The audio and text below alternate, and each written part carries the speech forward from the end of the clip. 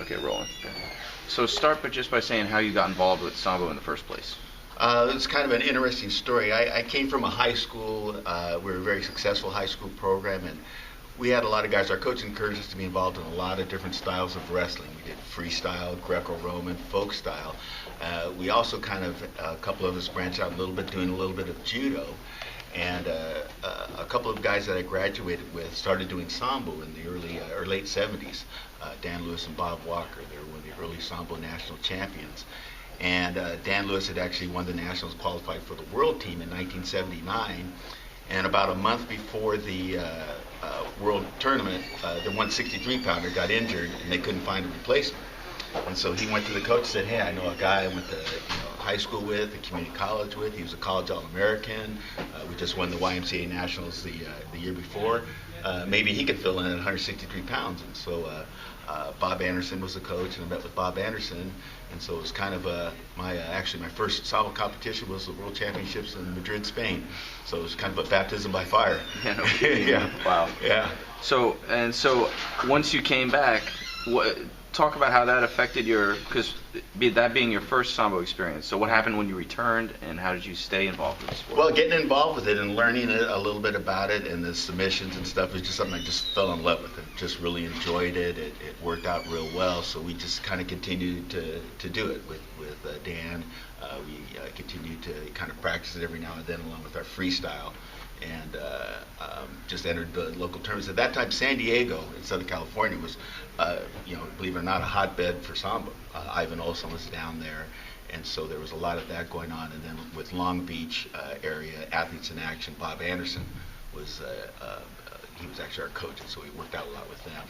And so we always kind of did a little bit of Sambo with our freestyle and our Greco-Roman practicing that we were doing at the time. Cool. So what was the process getting into going to the Pan Am Games? And you did 81 and 83, right? Yeah. I won the national championship in 81, and then I think the next year or two in 82, USA Wrestling kind of evolved Sambo in another style that they're wrestling on with Greco-Roman and freestyle. They took in men and women's Sambo. So with 83 being the Pan American year, in 4 years they have the Pan American Games, USA Wrestling was part of their national championships, and then the National Sports Festival that they had that picked the team. And so the Sambo was done at the Pan American Games in Caracas, Venezuela, along with freestyle and Greco-Roman. And so that was our goal, again, to make the Pan Am team and represent the United States. So we set our sights on that. Cool. Yeah. And so after what happened after the Pan Ams, at a certain point you sort of moved away from Sambo for a while. Yeah. From 79 to 83, involved in it, and wrestling the Pan Am Championships down in San Diego, and then the Pan American Games, and just the time of life. USA Wrestling the next year decided to drop Sambo from their thing. There was always a hope that the next year it would be part of the Olympics, and next year it would be part of the Olympics, and then we were kind of thinking that would happen. And when it didn't happen in 80, and then again in 84, and then when USA Wrestling, got away from it. At the time, I was married, had 2 kids, and there wasn't a lot of money, in Sambo competition and doing that. And we bought a home, and so I decided I got the coaching, at the high school and college level. For there and there, so I went, and Sambo kind of went on the back burner. Right. For what I was doing for years. So what's bringing you back to it now? Well, after a long career in education and last few years being an administrator, I found a mixed martial arts gym by my house, owned by Mark Munoz, who fights in UFC, and started coaching some wrestling with him. But with the advent of mixed martial arts now, Sambo is now coming more to the forefront where they're doing it. And it was kind of a funny thing where they just kind of found out that I knew a little bit more about some of the submissions they were doing in mixed martial arts. And they came, well, how do you know that? Well, I used to do some Sambo back in the day.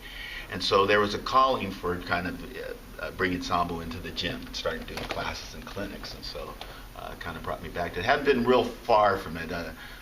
every year, once a year for the last few years, when I do wrestling camps, one of them is like a hybrid camp, and so they always bring me in to do a Sambo demonstration. So I've been doing that the last 12 years. So I broke out my gis like maybe once a year for 12 years to do some of the old moves and stuff. And then, with the internet and YouTube, always just watching and seeing what's going on and kind of keeping up with that from there, but never stopped the wrestling or the coaching.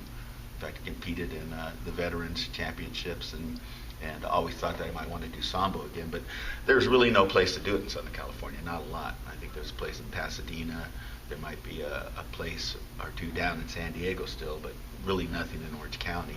A place called No Limits used to have it for a while, but then they kind of went away. So even if I wanted to find it, there wasn't a place to do it, and all of a sudden I found out, well, if I'm going to do it in Southern California, I guess I'm going to have to be the guy because nobody else is doing it. Cool. Yeah. All right, that's it, man. Oh, thank you. Thanks.